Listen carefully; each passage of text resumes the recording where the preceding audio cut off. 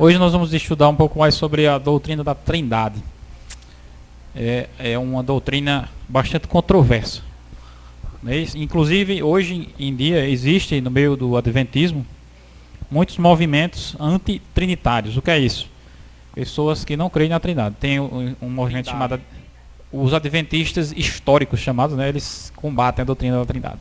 Trindade é o que está escrito aí em Mateus... Abra aí, Mateus 28, 19. Encontrou aí? Mateus 28, 19. Diz assim: Ide, portanto, fazei discípulos de todas as nações, batizando-os em quê? Em nome do Pai, do Filho, do Espírito. O que é a Trindade? Pai, o Filho e o Espírito Santo. Aí, quer dizer, na Bíblia Novo Mundo, que é a Bíblia, né, a Bíblia Novo Mundo, é isso que chama? Que é dos Testemunhos de Jeová. Eles pegaram essa passagem e tiraram o Pai, o Filho e o Espírito Santo, entendeu? Tiraram. Por quê? Porque eles dizem que ele não tem no original, não fala isso. Só que quando você vai ver, todas as Bíblias antigas tem essa passagem, realmente.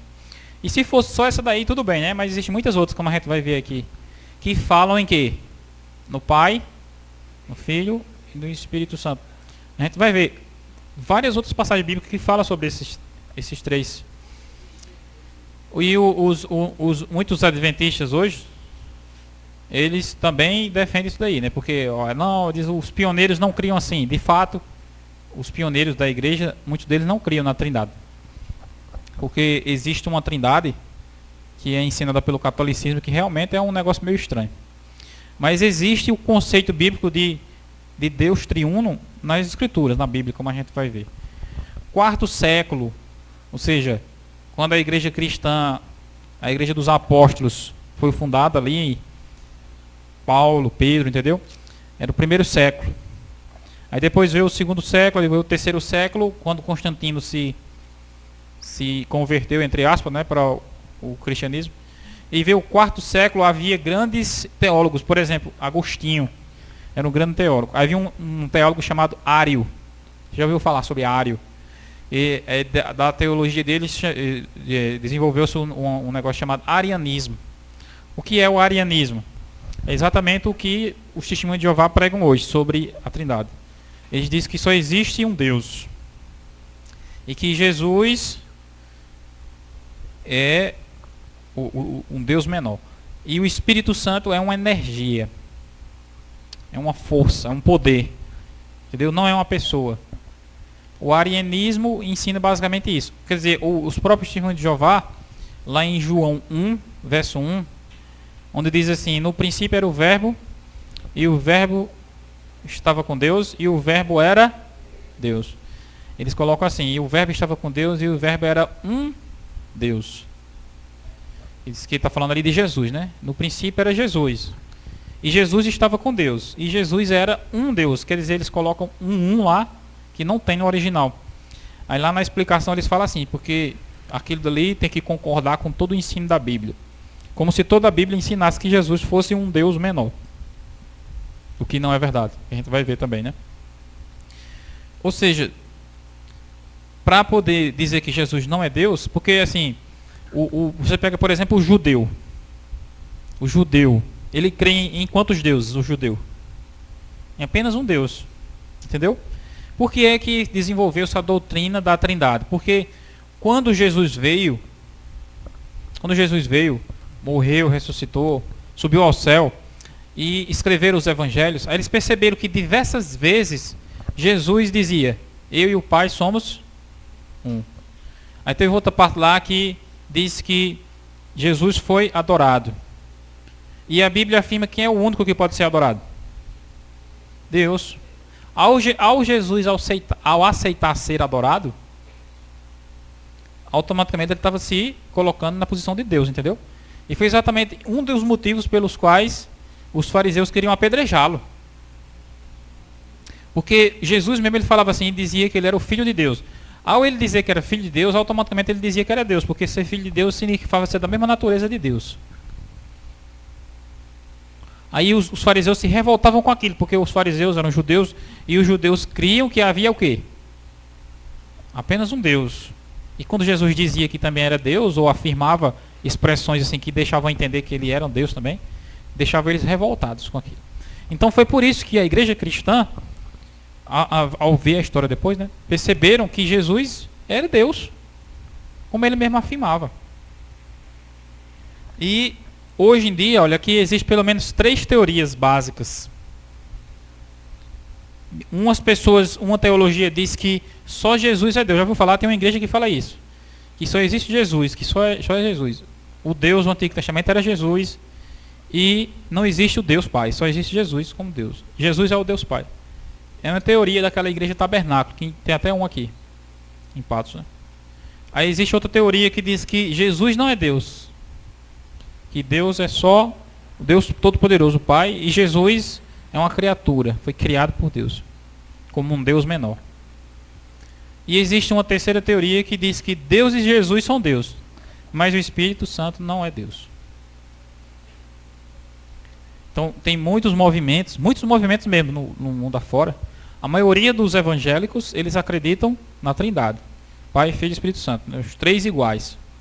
Mas existem muitos movimentos, além da Igreja Testemunho de Jeová, dentro da Igreja Adventista e dentro de várias outras igrejas, que creem nessas coisas aqui. Um crê só em Deus, que Jesus não é Deus. Outros creem que Jesus e o Espírito, que Jesus e Deus são um, mas o Espírito não é Deus. E diz que o Espírito é só uma energia. E nessa apresentação aqui, nós vamos procurar entender um pouco isso daqui, né? É um estudo bastante longo, mas eu vou resumir e vou mostrar apenas os pontos principais para a gente entender, que é uma coisa importante entender na Bíblia aquilo que a gente crê, né? A pessoa chega para você e pergunta: Leida, Zélia, você crê na Trindade? Aí você fica pensando assim: eu tenho que dizer que sim ou que não, né? Porque para você dizer que crê, aí a pessoa depois me explica como é, né? É complicado, né? Aqui nessa frase diz assim, ó. O Agostinho, ele falou uma frase que é bem interessante. Ela diz assim, ó: se alguém nega a Trindade, corre o risco de perder a salvação. Mas se alguém aceita e tenta entendê-la, corre o risco de perder a mente. Perder o juízo.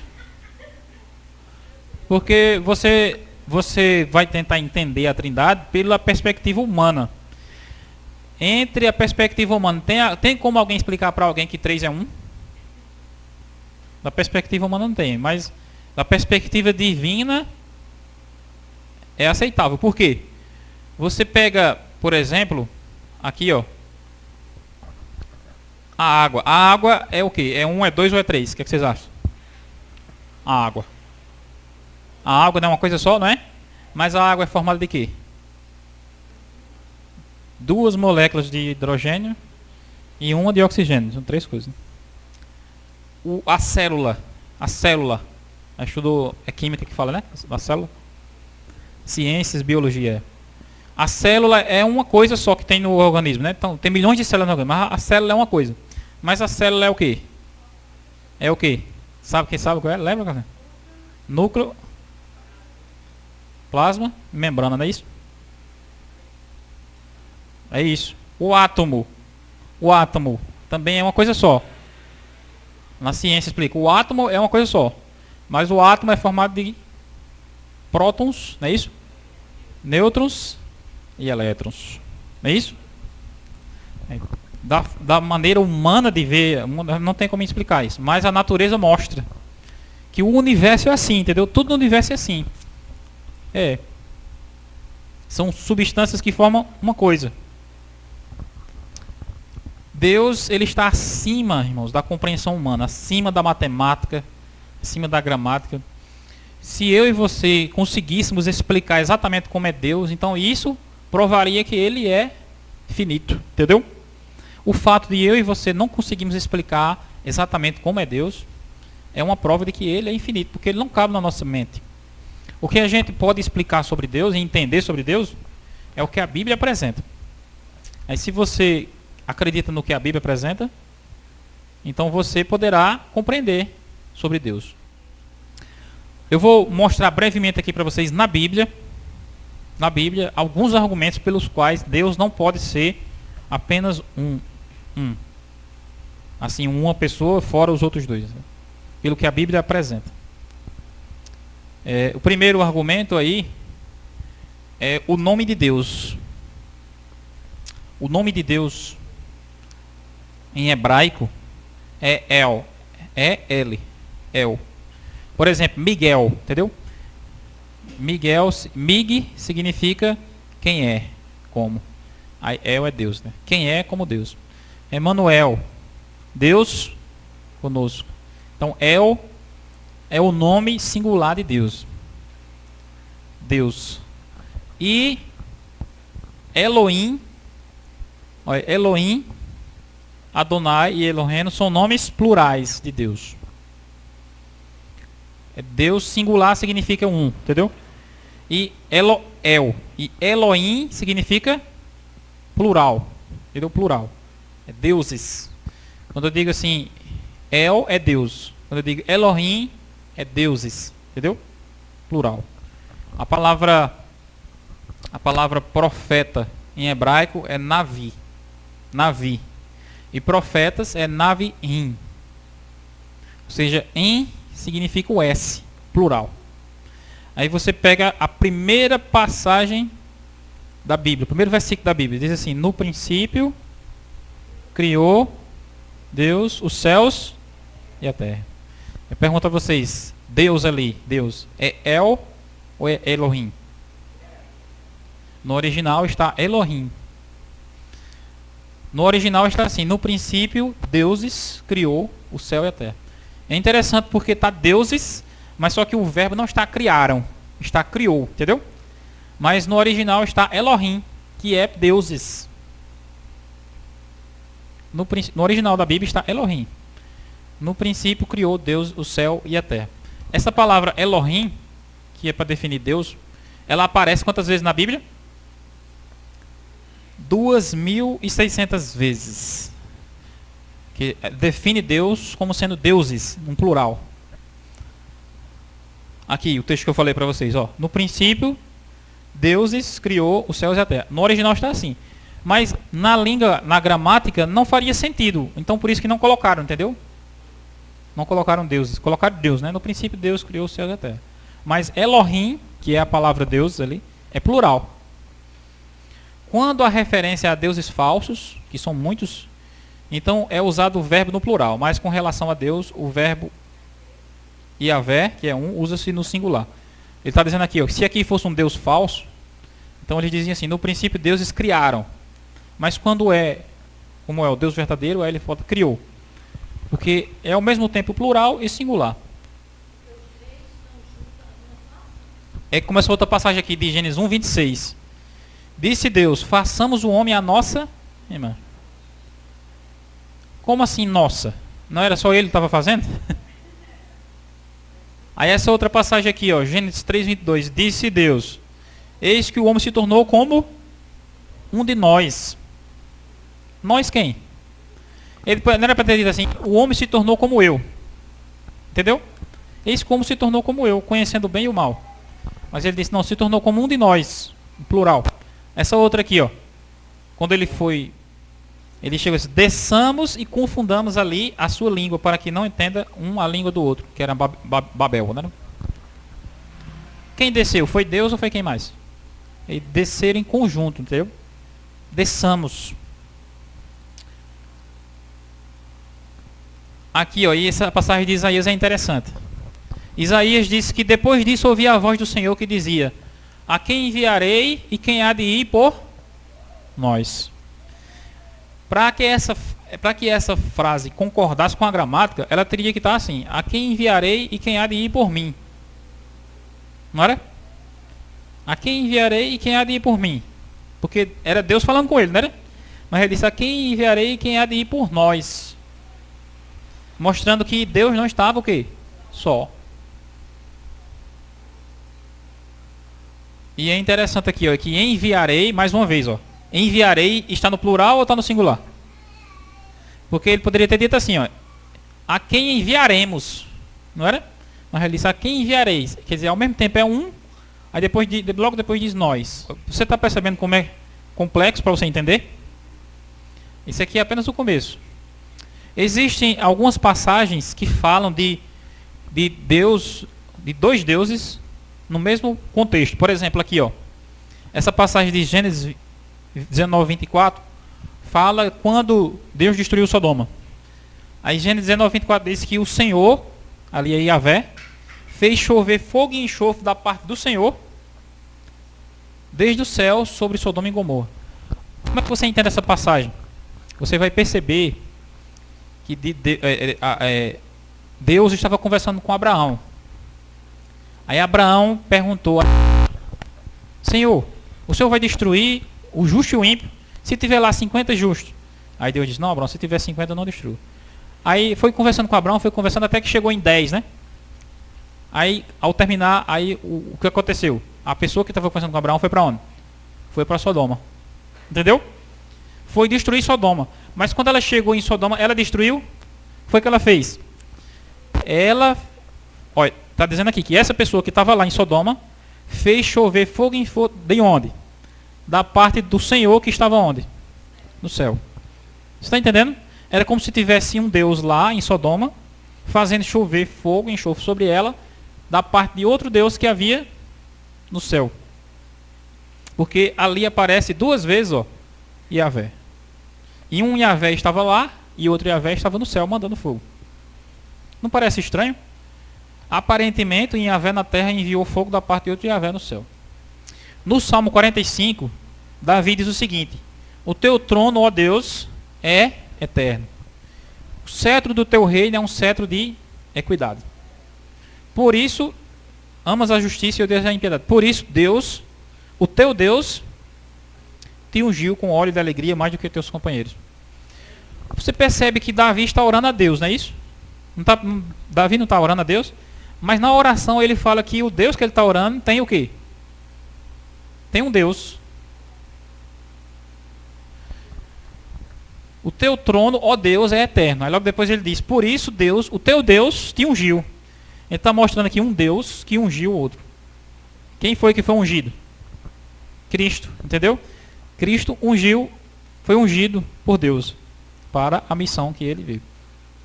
Aí ele fala que tanto ele é Deus, como o Deus dele também é Deus. Essa outra passagem aqui de Oséias, que Deus diz: põe o nome de Loruama na filha que nasceu de Oséias, né? Porque eu não tornarei a compadecer-se da casa de Israel, mas tudo lhe tirarei. Mas da casa de Judá me compadecerei. E os salvarei pelo Senhor seu Deus. Observe que aqui é Deus falando, e ao mesmo tempo aqui ele faz uma referência ao Senhor seu Deus, como se houvesse outro Deus. Ele poderia ter dito assim: e eu o salvarei por mim mesmo, que sou eu que estou falando, né? São muitas as passagens bíblicas assim, entendeu? Que falam de forma plural. Eu vou adiantar aqui, ó, a questão do anjo do Senhor. Eu fiquei impressionado quando eu descobri esse estudo sobre o anjo do Senhor. Porque diversas vezes, o anjo do Senhor, o que é um anjo? É Deus? Um anjo é Deus? O que é que vocês acham? Um anjo é um anjo, né? Mas você vai ver na Bíblia, aqui, ó, o anjo do Senhor, ele é mencionado 56 vezes. E o anjo de Deus 10 vezes. E em várias dessas passagens, o anjo de Yahvé aparece como sendo diferente de Deus, diferente de Yahvé. E logo depois ele fala em primeira pessoa como se fosse Yahvé. Como assim? Diz que quando Abraão estava oferecendo Isaac, aí diz: quem foi que falou para Abraão que não precisava mais matar? Foi o anjo. O anjo do Senhor bradou do céu e disse: Abraão. E Abraão disse: eis-me aqui. E o anjo disse: não estenda a mão sobre o moço e não faça nada, porque agora sei que temes a Deus. E não o quê? Não me negaste. Então quem é que estava falando? Era o anjo ou era Deus? Era um anjo. Só que era... Eu vou explicar para vocês quem era esse anjo. Porque diz assim, ó, você teme a Deus. Ele disse assim: você teme a Deus e você não me negou. Quem foi que pediu o filho a Abraão? Foi o anjo ou foi Deus? Foi Deus. Aí o anjo está falando para ele. Aí, outro caso de Moisés. Diz que Moisés estava apacentando as ovelhas e de repente ele chegou uma sarça pegando fogo. Aí diz que lá dentro da sarça, quem foi que falou com ele? Lembra? Quem foi que falou com Moisés? Foi o anjo. Está escrito aqui, ó, do verso 2, né, em Êxodo 4, verso 2. Diz que o anjo do Senhor numa chama de sarça, no meio da sarça, e diz que olhou e eis que a sarça não se consumia. Aí disse mais eu sou o quê? O Deus do teu pai, Deus de Abraão. Mas eu pergunto, era Deus ou era um anjo?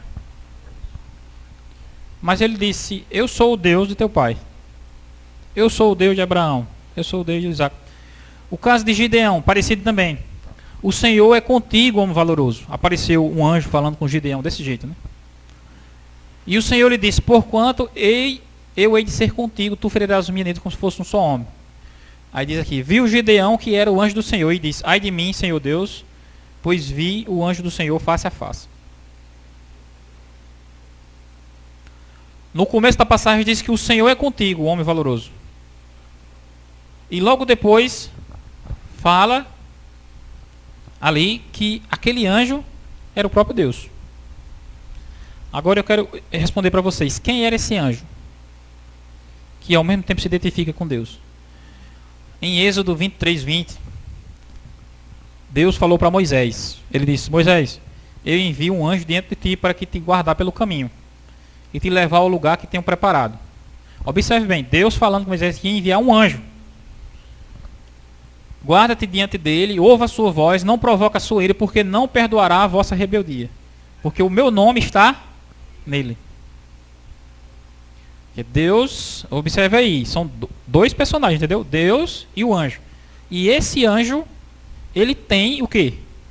O nome de Deus. Se ele tem o nome de Deus, ele é menor do que Deus, o que é que vocês acham? Não tem como ser menor do que Deus. Porque lá em Isaías, Deus fala que o nome dele, a glória dele, ele não dá a nenhum outro. Entendeu? Mas esse anjo aí era comissionado por Deus para estar com o povo. E Yahvé diz que o seu nome não está nele. Que o seu nome está nele. Isso significa que o anjo de Yahvé carrega a glória, o poder e a reputação de Yahvé. Como eu falei para vocês, Isaías falou, o Senhor, esse é o meu nome, a minha glória, pois, não darei a outro, nem o meu louvor às imagens de escultura. Mais uma vez aqui, ó, em Juízes 2, fala desse anjo. Subiu o anjo do Senhor de igual a Boquim, e disse, do Egito vos fiz subir, e vos trouxe a terra que vossos pais tinham jurado, e disse, nunca invalidarei a minha aliança conosco. O anjo do Senhor falou, mas está dizendo aqui que diz que esse anjo foi que fez o povo subir do Egito. Foi um anjo ou foi Deus que fez o povo subir do Egito? Foi Deus, através desse anjo que também carregava o nome de Deus. Conclusão. O anjo de Deus, o anjo de Yahvé, é o mesmo Yahvé, distinto de Yahvé. Ele é o anjo Miguel, ou arcanjo Miguel, que é Cristo. Entendeu? O arcanjo Miguel, o anjo. Então, Cristo, ele é Deus. Então, por isso que ele podia dizer assim, eu pedi o seu filho e você não me negou. Porque ele estava falando exatamente na pessoa de Deus. Lá no Apocalipse, capítulo 12, verso 9, fala que houve guerra entre Miguel e os seus anjos, pelejaram com o dragão, os seus anjos, que era o diabo, não era? Lúcifer. Porque antes de Cristo descer à terra, como ser humano, ele assumiu a forma humana, né? Da mesma maneira que ele se tornou um ser humano, para morrer pelo ser humano, viver como ser humano, da mesma maneira ele se tornou um anjo. Ele sempre viveu entre os anjos como um anjo. E os anjos pensavam que ele era um anjo como eles. Até que chegou um momento em que Deus, está lá escrito no Salmo que a gente viu aí, acho que é Salmo 45, Deus ungiu aquele anjo, separou ele especialmente e disse, esse anjo aqui, ele está com vocês, mas ele é igual a mim.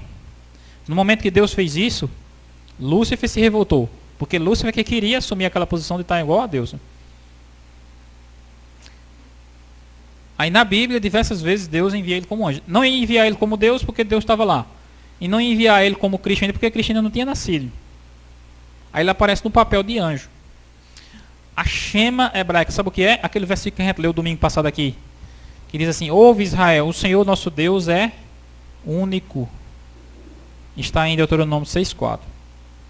Essa passagem aqui, ó. Ouve Israel, o Senhor, Yahvé, nosso Deus, Eloheno, é único. A palavra único é echad, no hebraico. É o único Senhor. Essa passagem, irmãos, ela é recitada por todo judeu 2 vezes ao dia. Isso significa monoteísmo. Sabe o que é monoteísmo? é a crença em um só Deus. E o que significa politeísmo? É a crença em vários deuses. Aí ele diz assim, ouve o Senhor, nosso Deus é único, ele está enfatizando que ele crê em um só Deus, é monoteísta. Aí por causa dessa passagem aqui, muitos dizem, está vendo? Ó, Deus é só um. Deus é só um, então não existe três. Só que existem duas palavras no hebraico para descrever único. Existe uma palavra que é Echad, como você está vendo aqui, né? Dá para ver? Echad, Echad. E existe outra palavra chamada Yahid, que diz que é um também. Como assim, no sentido? Quando diz que aqui fala que é unidade, aqui ó. A palavra Echad, ela pode representar três coisas. Primeiro, é um no sentido estrito, matemático, é um só. Ela pode significar duas, ela pode significar que Deus é único no sentido de status. Que ele é Yahvé, diante de outras divindades, ele é singular. Ele é o único, diante dos outros deuses só tem ele. E ele é uma unidade composta, no sentido de que é um Deus, mas inclui mais de uma pessoa. Se eu digo a você, meu cabelo está curto. O cabelo em si, ele é um ou é muitos? Existe o cabelo que é um fio, né? Mas existe o cabelo que é um conjunto. É nesse sentido. A palavra único nesse sentido. Quando Deus criou a Eva, né? Ele disse assim, deixa o homem, seu pai, sua mãe, e se une à sua esposa, e serão o quê? Uma só carne. Mas é um ou é dois? Mas ele diz que é um. Isso aí é num sentido composto, entendeu? Então quando diz lá que Deus é um, é nesse sentido. Uma unidade composta. Você só vai entender isso quando você se aprofunda para entender o próprio hebraico. Você vê, né? O hebraico é que mostra que é diferente do português. Deixará o homem seu pai e sua mãe, apegar-se à sua mulher e serão uma só carne. Então a palavra aqui, ó, é errado. E existe a palavra Yahid. Ó, aqui, ó, errado é a palavra hebraica para descrever uma unidade composta. A palavra usada para descrever uma unidade absoluta é Yahid. Tem outra passagem que eu esqueci de colocar aqui, que fala sobre Abraão, que quando Deus chamou Abraão para oferecer Isaac, ele disse assim, Abraão, vai lá e oferece o teu filho, o teu único filho. Aí eu pergunto, Isaac era o único filho de Abraão? Tinha Ismael também. Mas Deus disse assim, o teu único filho. O que Deus estava querendo dizer ali é que é o único filho específico para aquilo ali. Mas Deus sabia que havia outro filho. Mas ele disse o único filho, sendo que já havia outro. A mesma coisa aqui, Deus é único. Ouve Israel. E Yahvé, nosso Deus, é único. É nesse sentido. Que ele é único em comparado com os outros deuses falsos. Mas em comparado com ele mesmo, ele não é uma unidade.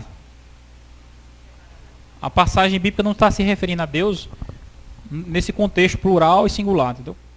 Aqui fala que o Novo Testamento, diversas vezes, a grande maioria das vezes, apresenta Jesus como Deus, chamando Jesus de Senhor. Ele usa a palavra Kyrios no grego. Paulo, ele usa esse termo Senhor, que é a palavra Kyrios. A palavra Kyrios no grego é a mesma tradução para o quê? Yahvé no hebraico. Tem uma hora lá que Jesus está debatendo com os fariseus, os saduceus. Aí Jesus diz assim para os fariseus, diz assim, olha, Abraão viu o meu dia e se alegrou. Ele diz para os fariseus assim, Abraão viu, ou seja, Deus revelou a Abraão que Jesus ia vir ao mundo, né? Ao Abraão ver aquilo, ele se alegrou, né? Aí Jesus fala para isso para os judeus. Aí o judeu diz assim, você não tem nem 40 anos, nem 50 anos e viu Abraão? Que mentira é essa que você está contando? Aí Jesus vai e responde assim, ó. Ele diz, antes que Abraão existisse, eu sou. Ele diz que na hora que Jesus fala isso, eles pegaram em pedras para apedrejar Jesus. Por quê? Porque quando Jesus disse eu sou, quem foi que disse eu sou na Bíblia? Foi Deus que disse a Moisés. Moisés perguntou, qual é o teu nome? Aí Deus disse o quê? Eu sou. Jesus usou a mesma expressão para definir a si mesmo. Então, mostra que ele está no mesmo patamar da divindade. Eu vou adiantar aqui porque esse estudo é bem longo. O profeta Miqueias, ele profetizou o nascimento de Cristo. Ele disse assim, as suas saídas são desde os tempos antigos, desde os dias da eternidade. O profeta Isaías disse que o seu nome será maravilhoso, conselheiro, Deus forte, Pai da eternidade, príncipe da paz. Os testemunhos de Jeová eles dizem assim, aqui está dizendo que Jesus é o Deus forte, mas não é o Deus todo-poderoso. Diz que é um Deus forte. Então, aí eles procuram apoiar a doutrina, o ensinamento de que Jesus é um Deus também, sendo menor. É um Deus forte. E o Deus todo-poderoso é maior, entendeu? Eles falam isso. Aí tem uma passagem lá em João, se eu não me engano, João 17, em que Jesus diz assim, eu vou para o Pai e o Pai é maior do que eu. Então é uma passagem que fala isso, né? Eu vou para o Pai e o Pai é maior do que eu. Aí, olha, tá vendo aí, tá falando aí sobre isso. Sabe por que o Pai era maior do que ele?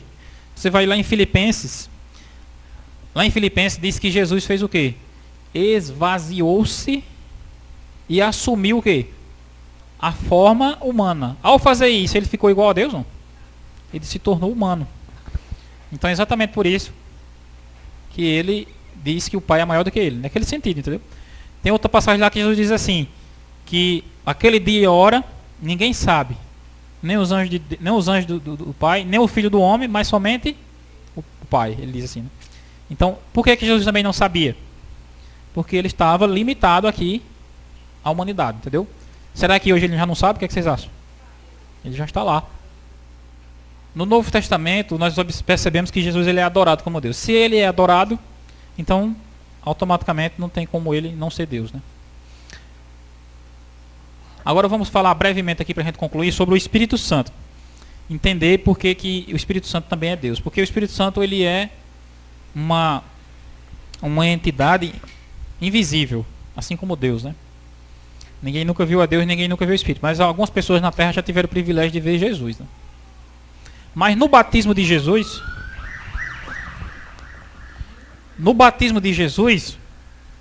apareceram distintamente essas três personalidades. Diz que Jesus entrou na água, aí disse o que foi que desceu sobre ele? O Espírito em forma de pomba. Aí disse que ouviu-se o que no céu? Uma voz que dizia, este é meu filho amado. Naquele batismo ali você percebe claramente a distinção entre os três, entendeu? Jesus está na água, o Espírito vem sobre ele e Deus fala do céu. Aí as pessoas dizem assim, não, mas você percebe claramente aí que o Espírito não é uma pessoa, o Espírito é uma energia que desceu sobre Jesus. É exatamente isso daqui, ó. A Bíblia, ela dá duas ênfases diferentes ao Espírito. Em uma primeira ênfase, ele fala que o Espírito é o vento. Entendeu? Jesus falou, o Espírito é como o vento. É como a chuva que cai, é como o fogo que veio sobre os apóstolos. E isso para destacar o seu poder ilimitado. Onipotência. Mas existe uma outra abordagem que a Bíblia dá para o Espírito, que é uma abordagem mais pessoal e realística. Que ele chama o Espírito de consolador. Uma energia pode ser consoladora. Ou seja, o confortador, o representante de Cristo, o revelador da verdade. E essa palavra consolador no grego é parakletos, que significa consolador, confortador, auxiliador e significa também o quê? Advogado. Em João 14:16, Jesus disse assim, eu rogarei ao Pai e ele vos dará outro consolador, para que fique convosco sempre. Quando ele diz assim, outro, eu vou sair daqui, mas vou chamar outra pessoa para pregar. Será que era uma energia? O que vocês acham? A Bíblia, ela fala dos dois. Ela fala do Espírito Santo como um vento, como chuva, fala disso. mas ela fala também do Espírito Santo como uma pessoa, um consolador. Sabe outra passagem que fala sobre o Paracletos? É a passagem de João. 1 João 1, 2:1. Diz assim: filhinhos, essas coisas escrevo para que não pequeis. Se todavia alguém pecar, nós temos um advogado junto ao Pai, Jesus Cristo, o justo. Ali é Paracletos também. E ele está falando que o Paracletos ali, que o advogado é quem? É Jesus. E Jesus é o quê? É um espírito? Jesus é uma energia ou é uma pessoa? É uma pessoa. Então, lá em João, quem é a pessoa? Quem é o Paracletos lá? É o espírito. Entendeu? Se você diz que Paracletos lá é uma energia, então você tem que dizer que Jesus também aqui é uma energia, porque os dois são Paracletos. São consolador, advogado. O Espírito Santo não é uma energia, por quê? Porque a palavra Paracletos, por quê? Porque o Espírito Santo na Bíblia, ele aparece contendendo, convencendo, auxiliando, intercedendo. Ele tem inteligência, ele fala, ele ensina, ele dirige a igreja, ele inspira, ele pode ser entristecido, e ele separa e envia. Como é que uma energia pode fazer tudo isso daqui? Esse é muitas vezes os papéis que o Espírito Santo aparece na Bíblia, né? Pedro, quando ele foi confrontar Ananias, essa feira que foi aquelas pessoas que venderam o terreno e foram lá, entendeu? Deram uma parte. Preste atenção, o que foi que Pedro disse? Disse Pedro: Ananias, por que encheu Satanás do teu coração para que mentisses a quem? Ao Espírito Santo. E retivesse parte do preço do terreno. Aí guardando não ficaria para ti? E vendida não estaria no teu poder? Por que formasse esse desejo no teu coração? Não mentiste aos homens, mentiste a Deus. Aqui ele diz que mentiu a quem? Mentiu ao Espírito Santo. O apóstolo Paulo, isso aqui também fala sobre o Espírito. Ó. Ele disse assim: os dons são diversos, mas o Espírito é o mesmo. Há muitos serviços, mas o Senhor é o mesmo. Há diversidade de realizações, mas o mesmo Deus. Observe, o Espírito, o Senhor e Deus. O Espírito, Jesus e Deus. Jesus disse assim: quando ele vier, convencerá o mundo do pecado, da justiça e do juízo. Ele é um pronome pessoal, não é? Não é? Ele me glorificará, porque há de receber o que é meu, e há de vos anunciar. Agora eu vou mostrar para vocês, para a gente concluir aqui, as outras passagens que falam do Pai, do Filho e do Espírito Santo, entendeu? Na Bíblia. Aqui em Lucas e Mateus a gente já viu, né? Eu vou mostrar em Romanos 15:30, diz: rogo-vos, irmãos, por nosso Senhor Jesus Cristo, pelo amor do Espírito, que combatais comigo nas vossas orações por mim a Deus. Senhor Jesus Cristo, Espírito e Deus. Em 2 Coríntios, Paulo diz assim: mas o que vos confirma convosco em Cristo, o que nos ungiu é Deus, e o que também nos selou e deu o penhor do Espírito em nossos corações. Efésios 2:18 diz: porque por ele ambos temos acesso ao Pai em um mesmo Espírito. Quem é ele? Jesus. O Pai é Deus. Espírito Santo. Paulo, ele usou diversas vezes essa definição triuna. Observe como o Espírito Santo é diferente de Jesus e do Pai. Aqui em Atos 10:38 está escrito assim: Deus ungiu a Jesus de Nazaré com o Espírito Santo e com poder. Troque a ordem. O Espírito Santo ungiu a Deus com Jesus de Nazaré e com poder. Tem lógica? Então, o Espírito Santo ungiu a Deus com Jesus de Nazaré e com poder. Não teria lógica. Por quê? Porque eles são distintos. Eles são pessoas distintas uma da outra. E outra coisa, aquelas pessoas que dizem que o Espírito Santo é energia, é poder, você percebe claramente aqui que está dizendo aqui que o Espírito Santo é uma coisa e o poder é outra. Que diz que Deus ungiu a Jesus com o Espírito Santo e com poder. Aí logo aqui em Atos 2 diz assim que a este Jesus, Deus ressuscitou dos mortos. De todos nós somos testemunhas, exaltado, pois a destra de Deus, recebido do Pai a promessa do Espírito Santo que derramou isto que vedes e ouvis.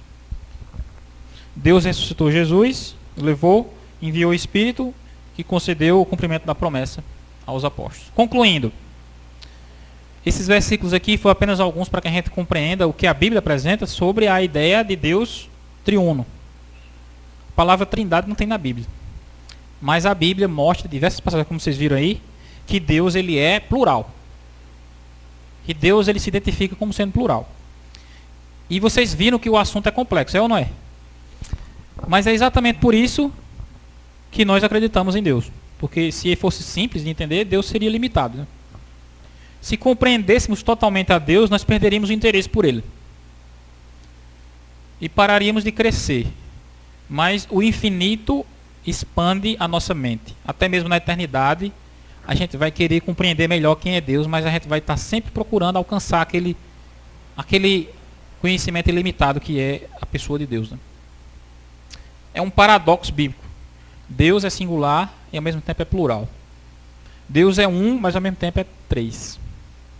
Deus não é complicado, mas ele é complexo. Deus é simples, mas ao mesmo tempo é complexo. A Trindade é uma doutrina que está na Bíblia, apesar de não ter a palavra, né? O Pai, o Filho e o Espírito são distintos, mas não são deuses separados. Quando o testemunho de Jeová diz que Deus é um Deus e Jesus é outro Deus, ele está criando ali um politeísmo. Dois deuses, entendeu? E se você faz isso, o que é que acontece? Jesus disse o quê? Ninguém pode servir a dois senhores. Complexidade. É você entender como é que 3 pode ser 1 e 1 pode ser 3. Isso não é complexo? Se eu digo a você, Deus é 1. A Bíblia diz Deus é 1, mas ao mesmo tempo a Bíblia apresenta Deus como sendo 3. Isso é simples ou é complexo? Complexidade é isso. O próprio fato de que Deus é amor implica que deve haver mais do que um, uma pluralidade de divindade. Porque o amor só pode existir em um relacionamento entre seres diferentes em funções e iguais em natureza. Está entendendo? Se Deus é amor, essa frase aqui ele mostra, o amor só existe entre seres diferentes em funções e iguais. Você diz, não, Deus podia amar os anjos, só que eles seriam diferentes de natureza. Um é a natureza de Deus, o outro é dos anjos. É como, por exemplo, eu amo Eliabe, mas eu amo Patrícia. Não é um amor diferente? O amor de Deus, assim, Deus é amor, então aquele amor indica que há pluralidade. Faz que não sai.